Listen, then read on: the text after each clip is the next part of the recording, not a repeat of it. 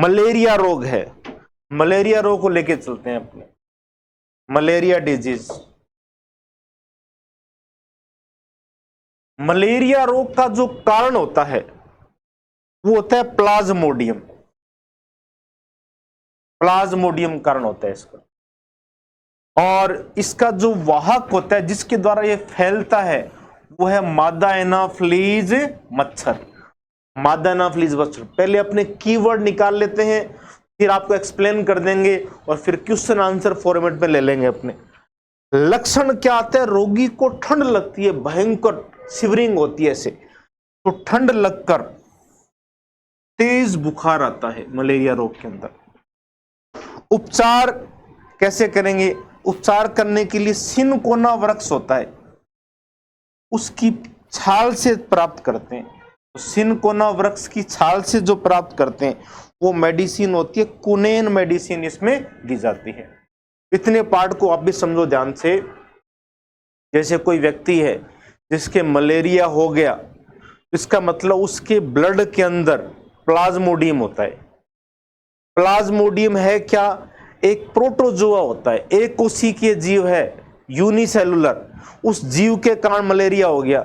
उस रोगी व्यक्ति को मच्छर ने काटा, मादा एनाफ्लीज मच्छर ने काटा, तो मच्छर के काटने से जो रोगी व्यक्ति के ब्लड में था प्लाज्मोडियम, वो मच्छर की लार ग्रंथियों में आ जाएगा और फिर मच्छर के अंदर वो ग्रोथ कर और वो मच्छर जब स्वस्थ व्यक्ति को काटेगा उसके ब्लड में एंटर कर देगा।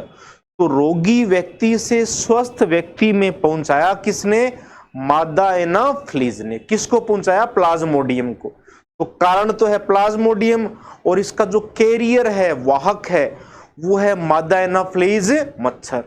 जैसे ही ये अपनी ब्लड में आ जाएगा, ऐसा नहीं है कि प्लाज्मोडियम मच्छर के काटने से ब्लड में एंटर किया और एंटर करते ही मलेरिया हो जाए, ऐसा नहीं होता है।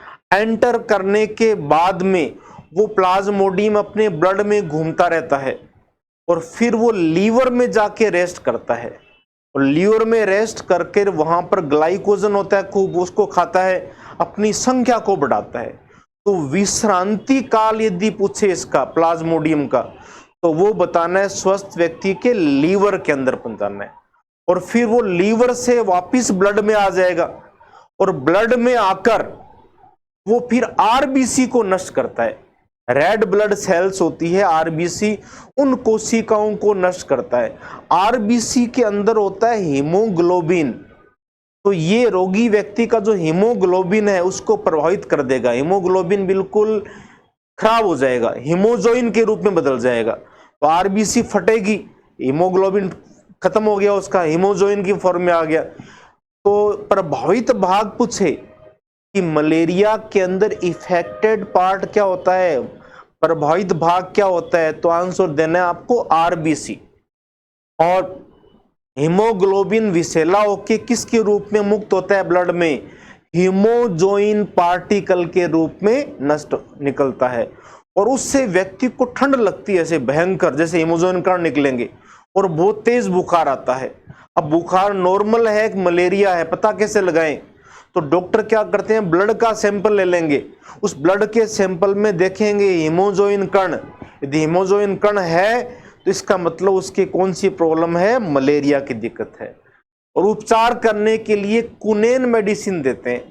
कुनेन मेडिसिन को सिनकोना वृक्ष की जो छाल होती है उससे बनाते हैं। अब कुनेन के द्वारा मलेरिया की डिमांड को पूरा कैसे करें? पेड़ों की संख्या तो लिमिटेड है, मनुष्य की संख्या डे बाय डे बढ़ती जा रही है। तो इस प्राकृतिक मेडिसिन से पर्याप्त अपना सप्लाई एक तरह से पूर्ति नहीं हो पाएगी, तो कुछ मेडिसिन कृत्रिम बना लेगी, लैब के अंदर बना लेगी। तो एक लैब में मेडिसिन बना लेगी क्लोरोक्वीन। तो जो क्लोरोक्वीन होती है वो कृत्रिम मेडिसिन होती है और कुनेन होती है वो प्राकृतिक मेडिसिन होती है। तो क्लोरोक्वीन मेडिसिन भी दी जाती है। दूसरा, जो मलेरिया फैलता है मच्छरों के द्वारा फैलता है, तो मच्छरों की संख्या को कंट्रोल किया जाए। तो पहले पुराने टाइम में तो क्या करते थे, घरों में आते थे डीडीटी का छिड़काव करते थे, आजकल नहीं करते। डीडीटी का छिड़काव करना गलत है। कारण के जो डीडीटी होती है वो अनेक प्रकार के कीटों को, पक्षियों को खत्म करती है। जैसे घरेलू चिड़िया है, उसको खत्म कर दिया डीडीटी ने।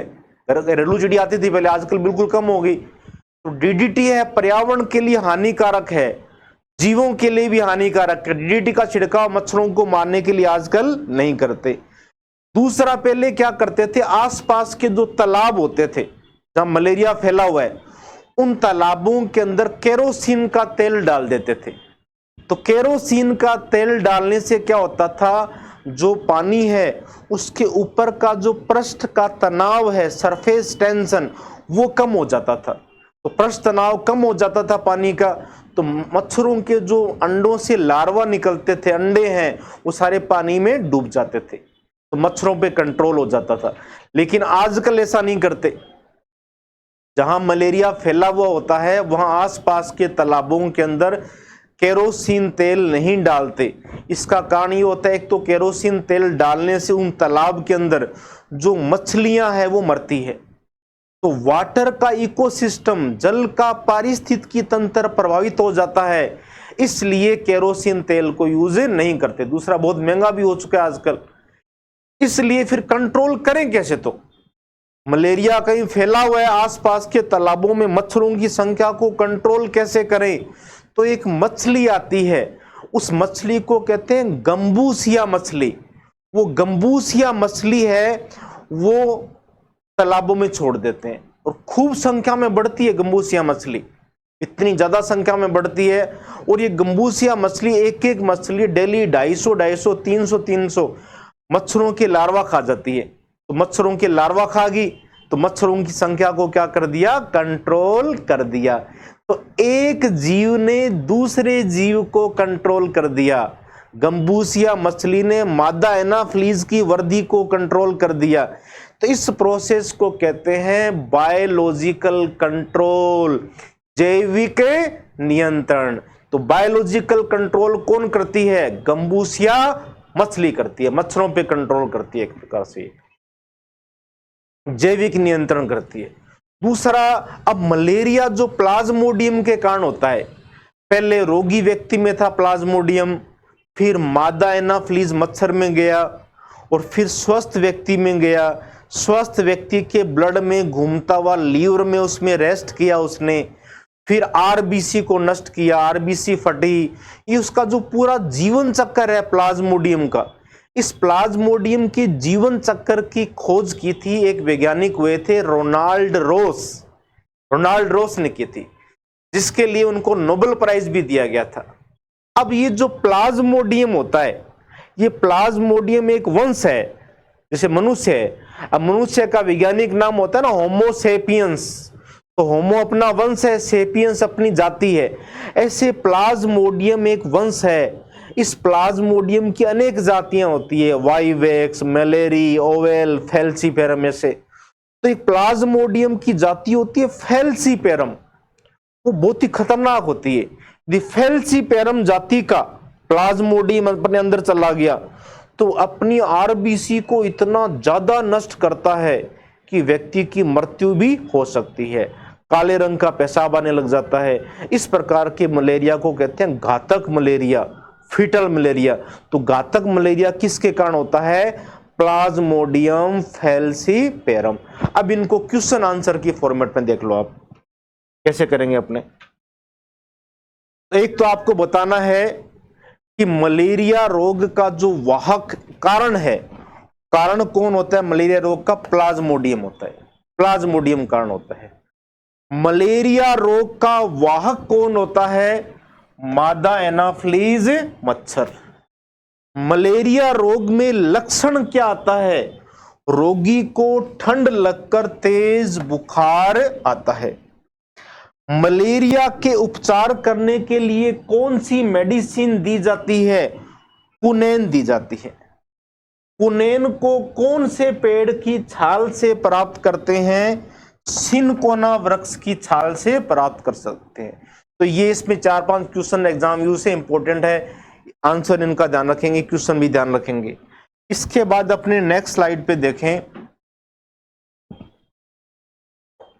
यहां से देखें तो मलेरिया जो रोग है उसको उपचार करने के लिए कृत्रिम मेडिसिन है वो दी जाती है क्लोरोक्वीन। क्लोरोक्वीन देते हैं, कृत्रिम मेडिसिन होती है। मलेरिया जो रोग है उसके ऊपर बायोलॉजिकल कंट्रोल करने के लिए, जैविक नियंत्रण के लिए कौन सी मछली काम में लेते हैं? गंबूसिया मछली, गंबूसिया फिश काम में ली जाती है। और ये गंबूसिया मछली कैसी होती है? लार्वा बक्सी होती है, मच्छरों के लार्वा खा जाती है। मलेरिया का जो कारण है प्लाज्मोडियम, उसके जीवन चक्र की खोज कौन से वैज्ञानिक ने की थी? रोनाल्ड रोस ने की थी, जिसके लिए उनको नोबेल प्राइज दिया गया था। और गंभीर मलेरिया, सीवियर मलेरिया जो होता है जिसमें व्यक्ति की मृत्यु भी हो सकती है, वो किसके कारण होगा? प्लाज्मोडियम फैलसीपेरम के कारण होता है, और उसमें व्यक्ति की मृत्यु भी हो सकती है। इस स्लाइड के ऊपर क्वेश्चंस बने, उनको देखें क्वेश्चन आंसर की फॉर्मेट को। एक तो मलेरिया रोग के उपचार के लिए कृत्रिम मेडिसिन कौन सी दी जाती है? क्लोरोक्वीन दी जाती है। मलेरिया रोग के ऊपर लार्वा बक्सी कौन सी मछली के द्वारा जैविक नियंत्रण करते हैं? गंबूसिया मछली के द्वारा। कौन से वैज्ञानिक ने प्लाज्मोडियम के जीवन चक्र की खोज की, जिसके लिए उन्हें नोबेल पुरस्कार दिया गया? तो वो वैज्ञानिक कौन थे? रोनाल्ड रोस थे। और कौन से प्लाज्मोडियम के कारण घातक मलेरिया होता है, जिसमें व्यक्ति के काले